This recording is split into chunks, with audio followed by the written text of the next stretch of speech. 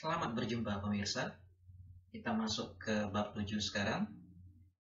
Ini adalah materi yang sangat penting dan juga secara umum sangat sulit. Anggap ini sebagai sebuah batu loncatan yang penting, milestone dalam menguasai programming. Inilah bab tentang expression. Expression adalah konsep turunan. Dia didefinisikan seperti ini.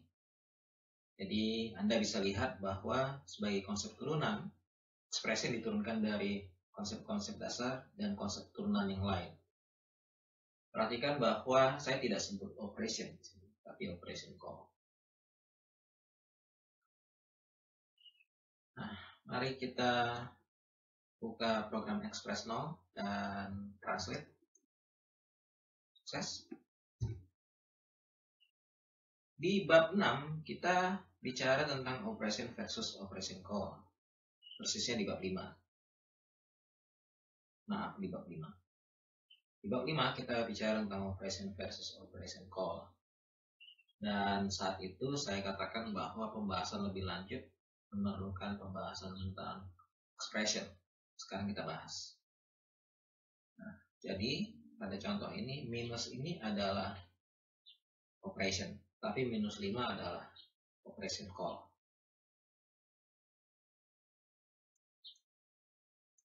Seperti Anda bisa lihat sekarang. Jadi ini sesuai dengan pembahasan saat di bab 5. Ini contoh penerapan dan ini penteorikan. Ini contoh penerapan dan ini penteorian terhadap penerapannya, penteorian terhadap praktek, penteorian terhadap source code. Nah, expression bisa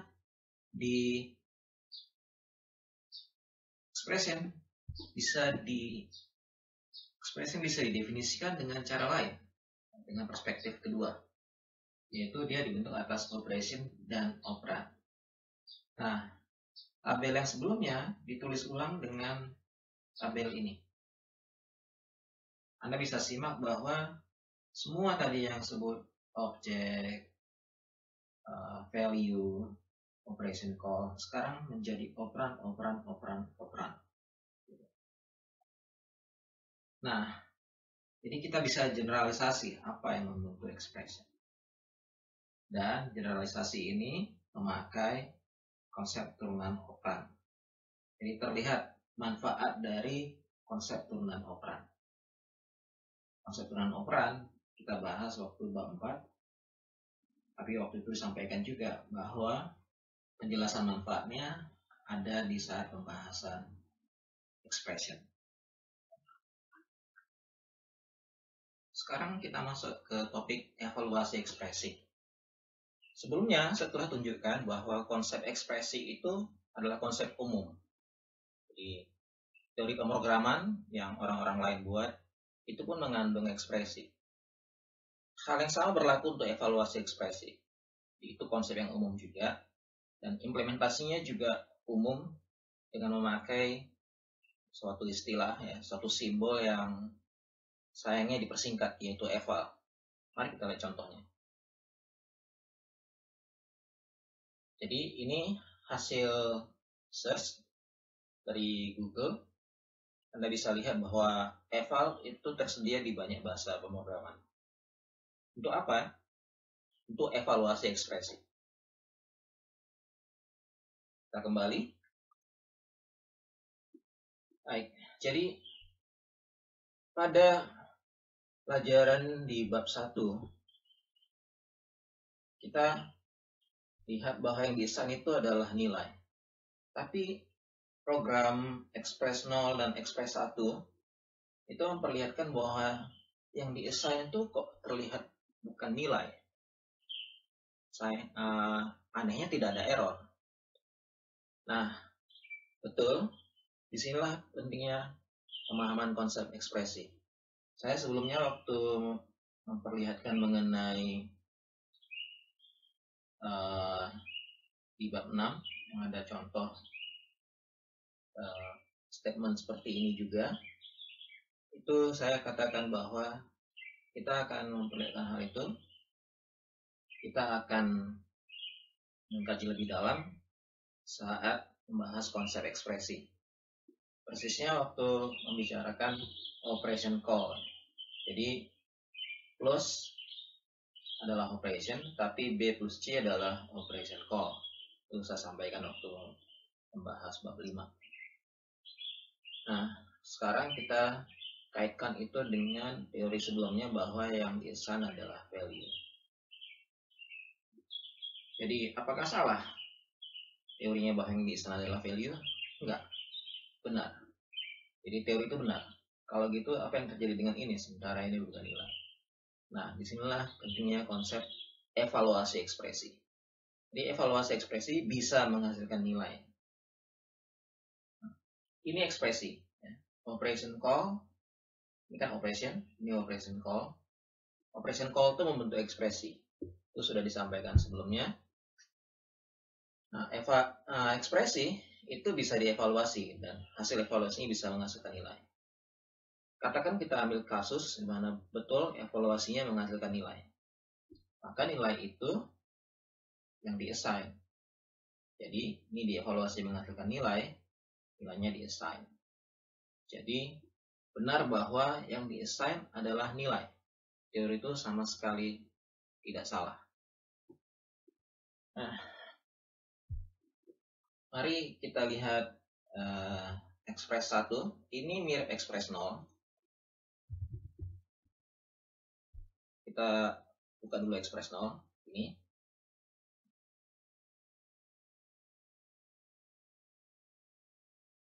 Nah, ekspres 1 lebih banyak pemanggilan outputnya.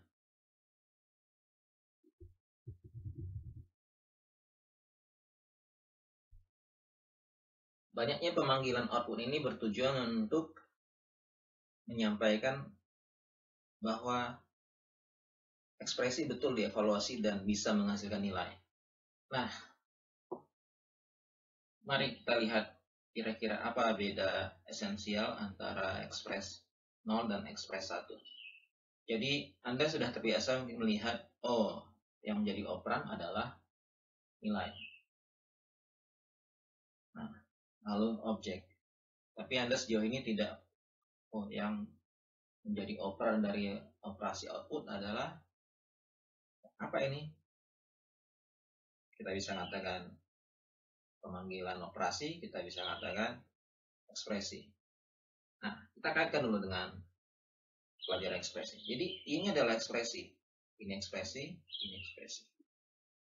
Jadi sebenarnya dalam banyak kasus, kita bisa katakan bahwa yang menjadi operan bagi operasi itu adalah ekspresi. Mari kita lihat contoh yang lebih rumit. Ini ekspresi. Ini ekspresi. Ini ekspresi. Ini ekspresi. Dan etc. etc. Oke? Ya, gitu.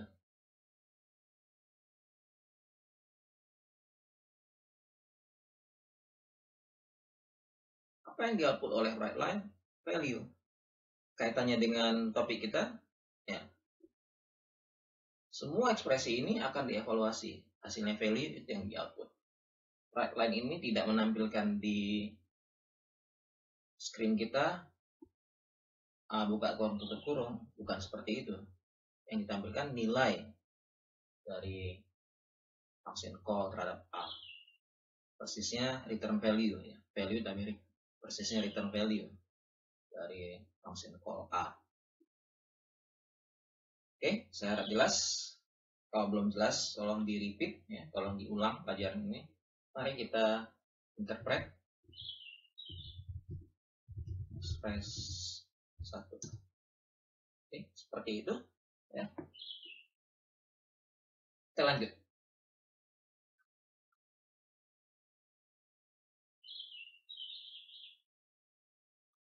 Oke, walaupun saya katakan lanjut dalam membuat video ini, Tapi tolong camkan bahwa pelajaran ekspresi adalah pelajaran yang paling rumit dalam basic level programming theory.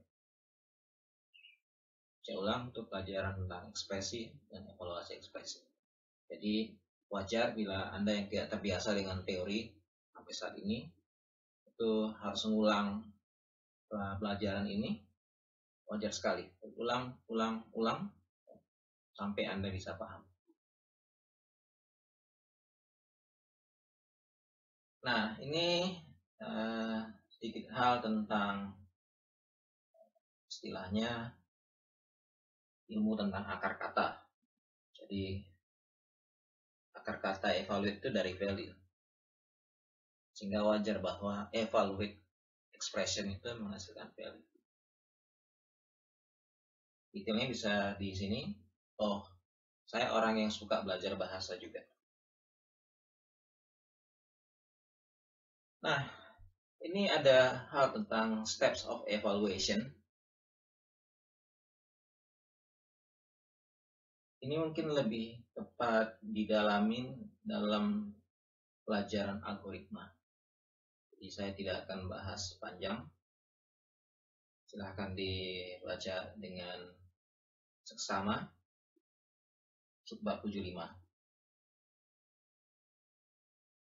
Selanjutnya, nah, setiap ekspresi itu ada tipenya. Pada salah satu slide di awal video ini saya tampilkan mengenai expression is of wrong type. Jadi ekspresi itu ada tipenya. Mari kita lihat. Jadi ini adalah sebuah ekspresi dibentuk dari 3 simbol. Jadi dibentuk dari nilai, ada 2 nilai dan ada 1 operasi. Ekspresi ini dibentuk dari operation call, dari call terhadap operasi division, bagian. Nah, ekspresi ini bertipe floating point. Saya harus katakan juga anehnya di beberapa bahasa pemrograman, ekspresi ini tidak dianggap bertipe floating point, tapi dianggap bertipe integer. Anyway, kita abaikan dulu hal tersebut. Itu hal yang agak khusus. Kita ke kasus umum bahwa ini adalah ekspresi bertipe floating point. Nah, mari kita translate. Saya akan pakai yang ini saja supaya Anda bisa lihat bahwa ada error. Di sini ada kata type. Nah, mari kita simak. Ekspresi ini bertipe floating point. Objek ini bertipe integer. Sumber dari assignment bertipe floating point. Target dari assignment bertipe integer. Nggak compatible. Itu penyebab errornya.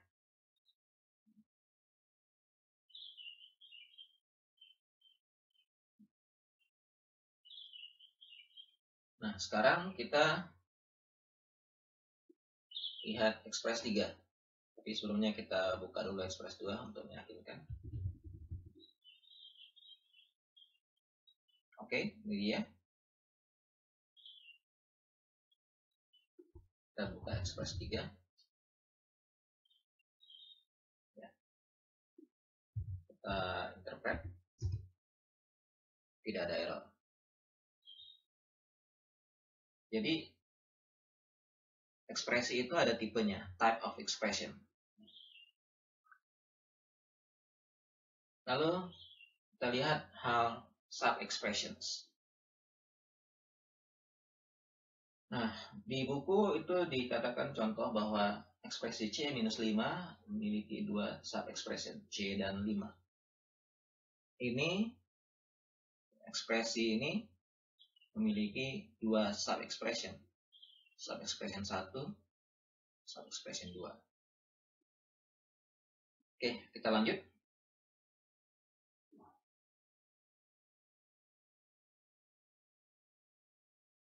Hal berikutnya, tipe dari expression bisa berbeda dari tipe sub-expression. Ini sangat diilustrasikan oleh contoh ini. Jadi, ngacu hal sebelumnya, expression 1 divide 2 ini terdiri dari 2 sub-expression, 1 dan 2. Tiap sub-expression 1 dan 2 ini bertipe integer. Tapi ekspresinya tidak bertipe integer, ekspresinya bertipe floating point. Nah, ini ilustrasikan bahwa tipe dari expression bisa berbeda dari tipe sub-expression. Baik, kita lanjut. Nah, tadi saya sebutkan waktu membahas evaluasi ekspresi,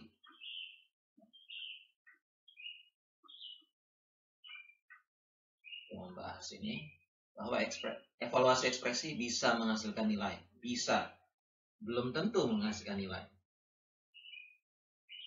Dalam kasus apa evaluasi ekspresi tidak menghasilkan nilai? Mari kita lihat. Oke, sebelum kita ke sana, mari kita lihat bab 6 untuk dapat contoh pemanggilan procedure.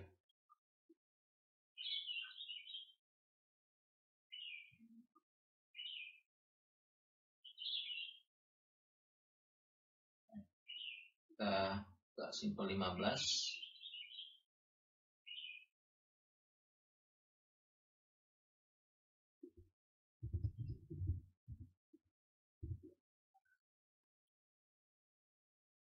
Nah, simpel 15 kita buka, kita kembali ke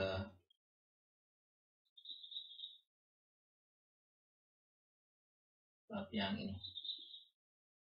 Nah, ini membentuk ekspresi. Operation call itu membentuk ekspresi. Ini operation call. Apakah dievaluasi? Ya, dievaluasi. Menghasilkan nilai? Tidak. Jadi ini contoh bahwa evaluasi ekspresi tidak menghasilkan nilai. Nah, ini adalah contoh error, jadi saya sedikit ubah dulu supaya tidak menghasilkan error. Oke, tidak menghasilkan error ya. Jadi ini adalah ekspresi, dievaluasi tidak menghasilkan nilai. Sah? Ya bisa sah. Dan dalam kasus ini sah. Oke, saya kembalikan.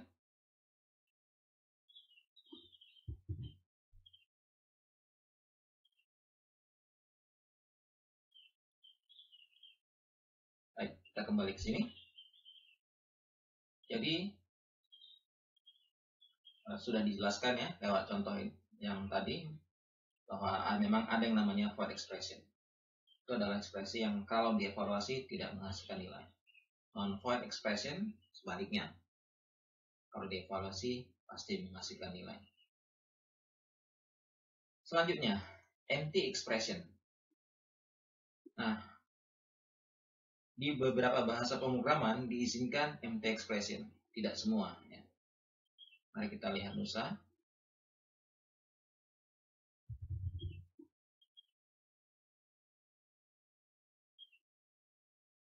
Tidak ada error, Nusa termasuk yang mengizinkan. Sebagai catatan, Oracle PL SQL termasuk yang tidak mengizinkan. Anda bisa lihat di sini tidak ada apa-apa, ya. Jadi kosong. Nah, lalu saya berikan pengantar mengenai sesuatu hal yang rumit terkait expression. Jadi ada non-type expression, ada type expression. Kita akan lihat nanti mengenai type expression. Paling untuk saat ini yang saya bisa sampaikan adalah semua yang kita lihat sejauh ini adalah non-type expression. Oke, jadi bab ini kita akhiri. Bab ini membahas ekspresi dari dua perspektif. Perspektif pertama adalah bahwa dia dibentuk oleh value, operation call, type, object, dan kombinasinya. Ekspresi bisa dievaluasi dan harus dievaluasi. Ekspresi bisa kita kategorikan atas void dan non-void. Kita tidak kategorikan dulu atas type versus non-type. Lalu kita bisa kategorikan atas empty dan non-empty. Lumayan rumit? Ya, memang.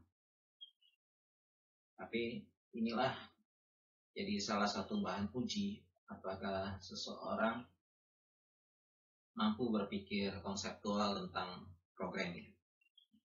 Ini seperti milestone pertamanya, batu uji pertamanya. Baik, kita lanjut ke bab 8.